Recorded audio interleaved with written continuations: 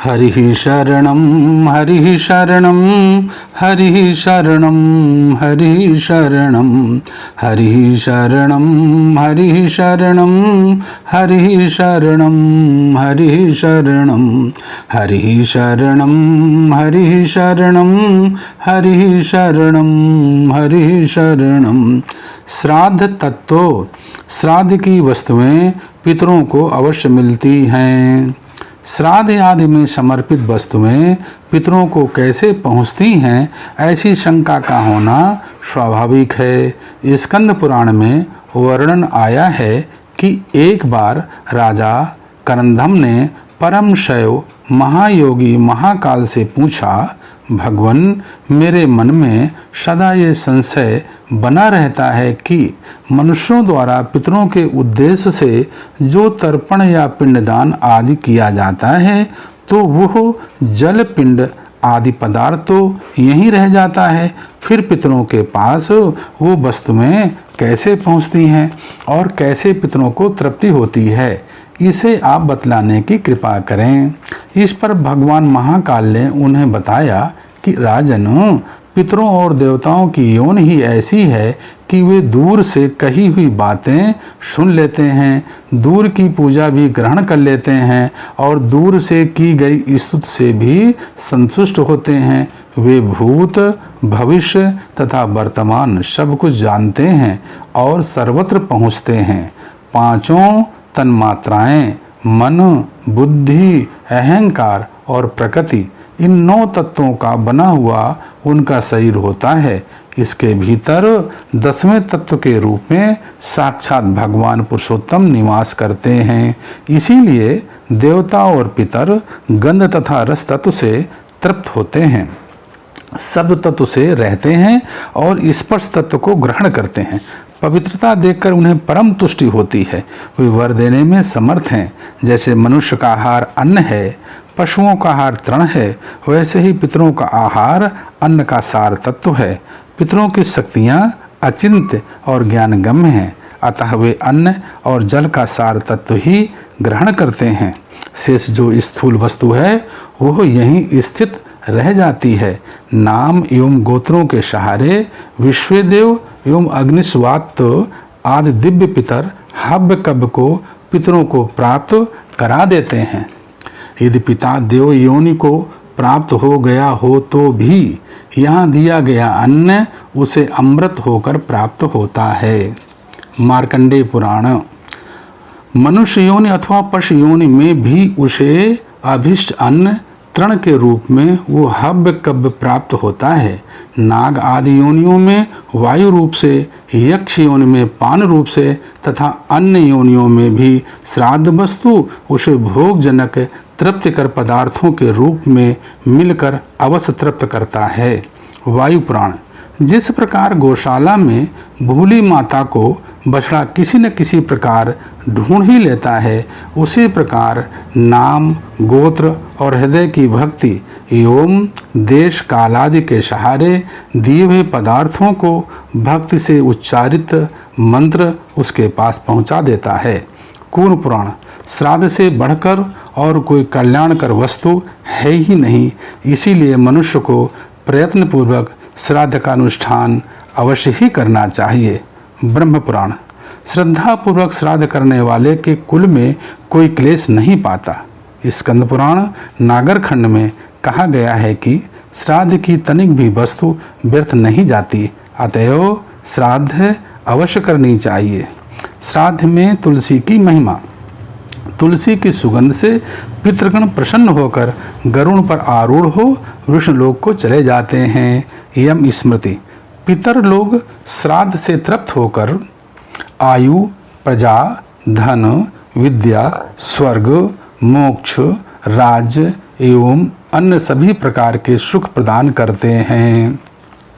आयुः पुत्रान् यशः स्वर्गं कीर्तिं पुष्टिं बलं श्रियं पशून् सौख्यं धनं धान्यं प्राप्नुयात् पितृपूजनात्। श्री विष्णवे नमः। श्री विष्णवे नमः। श्री विष्णवे नमः। श्री कृष्णार्पणमस्तु।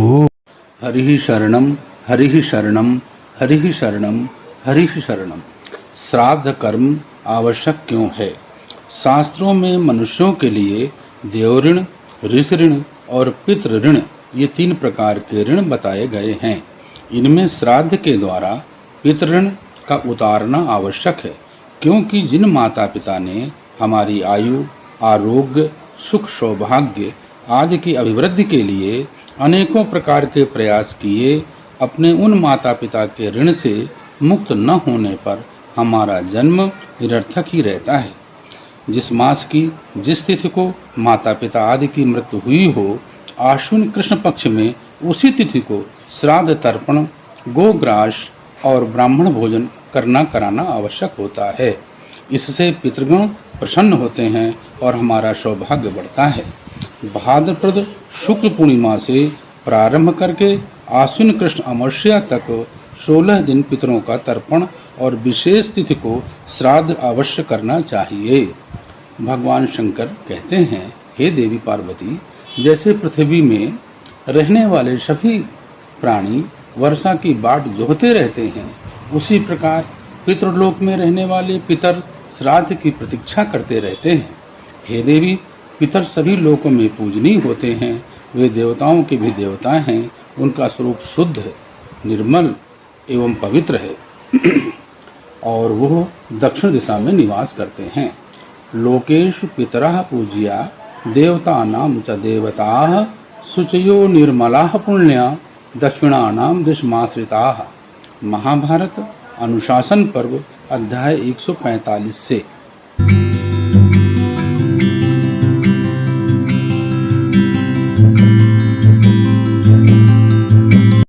हरिः शरणं हरिः शरणं हरिः शरणं हरिः शरणं। पितृपक्ष अर्थात आश्विन कृष्ण प्रतिपदा से अमावस्या तक। आश्विन मास के कृष्ण पक्ष के 15 दिन पितृपक्ष के नाम से विख्यात हैं। इन 15 दिनों में लोग अपने पितरों को जल देते हैं तथा उनकी मृत्यु तिथि पर श्राद्ध करते हैं। पितरों का ऋण श्राद्ध कर्म द्वारा चुकाया जाता है। पितृपक्ष में श्राद्ध कर्म के लिए निश्चित 15 तिथियों का एक समूह है। वर्ष के किसी भी मास तथा तिथि में स्वर्गवासी हुए पितरों के लिए पितृपक्ष की उसी तिथि को श्राद्ध किया जाता है। पूर्णिमा पर देहांत होने से भाद्रपद शुक्ल पूर्णिमा को श्राद्ध करने की विधि है। श्राद्ध का अर्थ है श्रद्धा से जो कुछ दिया जाए। पितृपक्ष में श्राद्ध करने से पितृगण वर्ष भर तक प्रसन्न रहते हैं। पितृपक्ष में श्राद्ध तो मुख्य तिथियों को ही होते हैं, किंतु तर्पण प्रतिदिन किया जाता है। देवताओं तथा ऋषियों को जल देने के अनंतर पितरों को जल देकर तृप्त किया जाता है। यद्यपि प्रत्येक अमावस्या पितरों की पुण्यतिथि है, तथापि आश्विन की अमावस्या पितरों के लिए परम फलदायी है। इसी प्रकार पितृपक्ष की नवमी को माता के श्राद्ध के लिए पुण्यदायी माना गया है। श्राद्ध के लिए सबसे पवित्र स्थान गया तीर्थ है। जिस प्रकार पितरों की मुक्ति निमित्त शास्त्रों ने गया को परम पुण्यदायी माना है, उसी प्रकार धर्म ग्रंथों ने माता के लिए वर्तमान गुजरात प्रांत का सिद्धपुर स्थान परम फलदायी माना है। इस पुण्य क्षेत्र में माता का श्राद्ध करके पुत्र अपने मातृ ऋण से सदा सर्वदा के लिए मुक्त हो जाता है। ये स्थान मातृ गया के नाम से भी प्रसिद्ध है। ऋषियों द्वारा धर्म शास्त्रों में कहा गया है कि पितरों को पिंडदान करने वाला गृहस्थ दीर्घायु, पुत्र, पौत्र, यश, स्वर्ग, पुष्टि, बल, लक्ष्मी, सुख साधन तथा प्रचुर एवं स्थिर धन की प्राप्ति करता है। यही नहीं, पितरों की कृपा से ही उसे सब प्रकार की समृद्धि, सौभाग्य, राज तथा मोक्ष तक की प्राप्ति हो जाती है। आश्विन मास के पितृपक्ष में पितरों को आशा लगी रहती है कि हमारे पुत्र पौत्रादि हमें पिंडदान तथा तिलांजलि प्रदान कर संतुष्ट करेंगे। यही आशा लेकर वे पितृलोक से पृथ्वी लोक पर आते हैं। अतएव प्रत्येक हिंदू सदगृहस्थ का धर्म है कि वह पितृपक्ष में अपने पितरों के निमित्त श्राद्ध एवं तर्पण अवश्य करे तथा अपनी शक्ति के अनुसार जो भी संभव हो पितरों के निमित्त प्रदान करे, क्योंकि पितृपक्ष पितरों के लिए पर्व का समय है। पितृ विसर्जनी अमावस्या अर्थात आश्विन कृष्ण अमावस्या को पितृ विसर्जनी अमावस्या कहते हैं। जो व्यक्ति पितृपक्ष के 15 दिनों तक श्राद्ध तर्पण आदि नहीं कर पाते हैं वे अमावस्या को ही अपने पितरों के निमित्त श्राद्ध आदि संपन्न करते हैं। जिन पितरों की तिथि याद न हो उनके निमित्त श्राद्ध तर्पण दान आदि इसी अमावस्या को किया जाता है। आज के ही दिन सभी पितरों का विसर्जन होता है।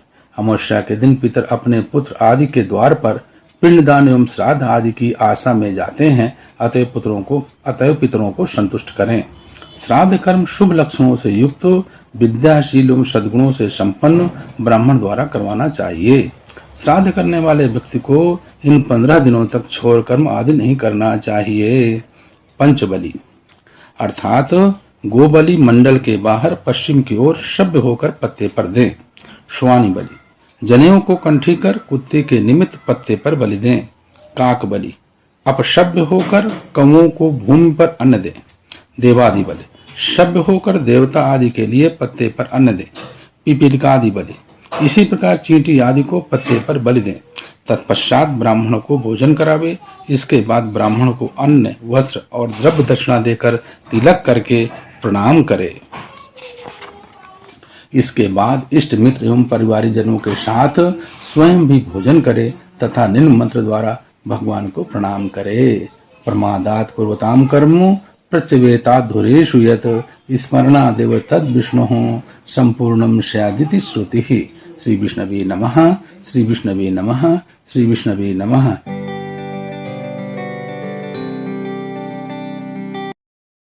हरिः शरणं हरिः शरणं हरिः शरणं हरिः शरणं हरिः शरणं हरिः शरणं हरिः शरणं हरिः शरणं हरिः शरणं हरिः शरणं हरिः शरणं हरिः शरणं। नमः कमलनाभाय नमः कमलमालिने नमः कमलपादाय नमस्ते कमलेक्षणो। नमः कमलनाभाय नमस्ते जलशायिने नमस्ते केशवानंत वासुदेव नमोस्तुते। सभी मनोरथों को पूर्ण करने वाली पितृगणों से प्रार्थना। मार्कंडेय पुराण में श्राद्ध सार सर्वस्व नाम से पितृगणों से प्रार्थना का उल्लेख है। भाद्रपद पूर्णिमा से लेकर आश्विन कृष्ण अमावस्या तक 15-16 तिथि समूहों के अंतराल में वर्णित प्रार्थना को करने से प्रार्थनाकर्ता को मनोवांछित भोग, परम सुख, संतोष एवं आत्मज्ञान की प्राप्ति होती है। हम पितृगणों से प्रार्थना को संस्कृत एवं हिंदी दोनों ही भाषाओं में प्रभु कृपा से प्रस्तुत करने जा रहे हैं। श्रवण करें और पितृगणों के आशीर्वाद स्वरूप मनोभिलाषित वस्तु प्राप्त कर धन्य हों। पितृगणों से प्रार्थना।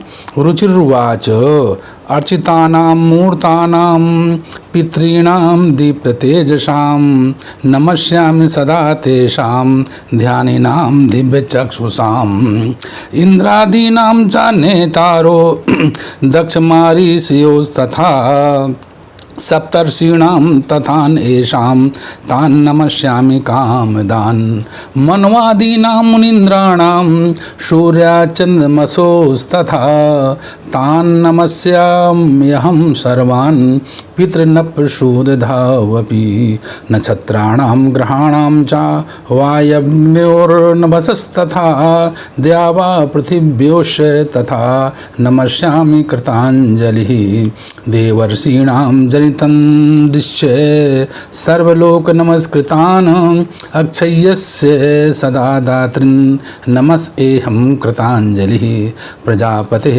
कश्यप कश्यपाय सोमाय वरुणाय च योगेश्वरेभ्यश्च सदा नमस्यामि कृताञ्जलि।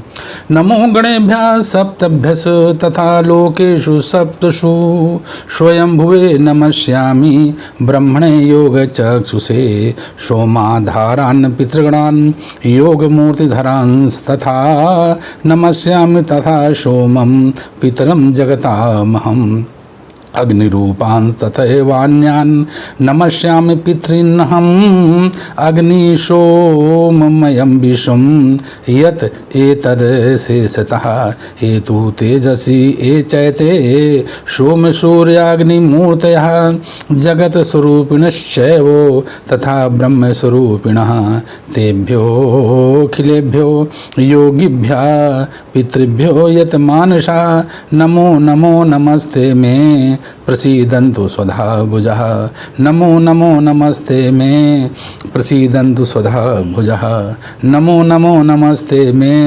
प्रसीदन्तु स्वधा भुजः। अर्थात जो सबके द्वारा पूजित अमूर्त अत्यंत तेजस्वी ध्यानी तथा दिव्य दृश्य संपन्न हैं उन पितरों को मैं सदा नमस्कार करता हूँ जो इंद्र आदि देवताओं दक्ष मारीच सप्तर्षियों तथा दूसरों के भी नेता हैं। कामना की पूर्ति करने वाले उन पितरों को मैं प्रणाम करता हूँ जो मनु आदि राजर्षियों मुनीश्वरों तथा सूर्य और चंद्रमा के भी नायक हैं। उन समस्त पितरों को मैं जल और समुद्र में भी नमस्कार करता हूँ। नक्षत्रों ग्रहों वायु अग्नि आकाश और द्विलोक तथा पृथ्वी के भी जो नेता हैं उन पितरों को मैं हाथ जोड़कर प्रणाम करता हूँ। जो देवर्षियों के जन्मदाता समस्त लोकों द्वारा वंदित तथा सदा अक्षय फल के दाता हैं उन पितरों को मैं हाथ जोड़कर प्रणाम करता हूँ। प्रजापति कश्यप सोम वरुण तथा योगेश्वरों के रूप में स्थित पितरों को सदा हाथ जोड़कर प्रणाम करता हूँ। सातों लोकों में स्थित 7 पितृगणों को नमस्कार है। मैं योग दृष्टि संपन्न स्वयंभू ब्रह्मा जी को प्रणाम करता हूँ। चंद्रमा के आधार पर प्रतिष्ठित तथा योग मूर्तिधारी पितृगणों को मैं प्रणाम करता हूँ। साथ ही संपूर्ण जगत के पिता सोम को नमस्कार करता हूँ तथा अग्नि स्वरूप अन्य पितरों को भी प्रणाम करता हूँ क्योंकि यह संपूर्ण जगत अग्नि और सोममय है। जो पितर तेज में स्थित हैं जो ये चंद्रमा सूर्य और अग्नि के रूप में दृष्टिगोचर होते हैं तथा जो जगत स्वरूप एवं ब्रह्म स्वरूप हैं उन संपूर्ण योगी पितरों को मैं एकाग्रचित होकर प्रणाम करता हूँ। उन्हें बारंबार नमस्कार है वे स्वधा भोजी पितर मुझ पर प्रसन्न हों। उन्हें बारंबार नमस्कार है वे स्वधा भोजी पितर मुझ पर प्रसन्न हों। उन्हें बारंबार नमस्कार है वे स्वधा भोजी पितर मुझ पर प्रसन्न हों। महाभाग के द्वारा इस प्रकार पितरों की स्तुति करने पर वे अपने मूर्त रूप में रुच के सामने प्रकट हुए और उन्हें अनेक वरदान प्रदान कर बोले, धर्मज्ञ, जो मनुष्य इस स्तोत्र से भक्तिपूर्वक हमारी स्तुति करेगा उस पर संतुष्ट होकर हम उसे मनोवांछित भोग तथा उत्तम आत्मज्ञान प्रदान करेंगे। यह स्तोत्र हम लोगों की प्रसन्नता बढ़ाने वाला है। जो श्राद्ध में भोजन करने वाले ब्राह्मणों के सामने खड़ा होकर भक्तिपूर्वक इस स्तोत्र का पाठ करेगा उसके लिए वो श्राद्ध अक्षय फलदायी होगा। श्राद्ध में जो कुछ भी वैगुण या न्यूनता रहती है वो इस स्तोत्र पाठ से पूर्ण हो जाती है क्योंकि यह स्तोत्र हमें पुष्ट प्राप्त कराने वाला और स्तोत्रकर्ता को परम सुख संतोष और आत्मलाभ देने वाला है। श्री विष्णवे नमः। श्री विष्णवे नमः। श्री विष्णवे नमः। श्री कृष्णार्पणमस्तु।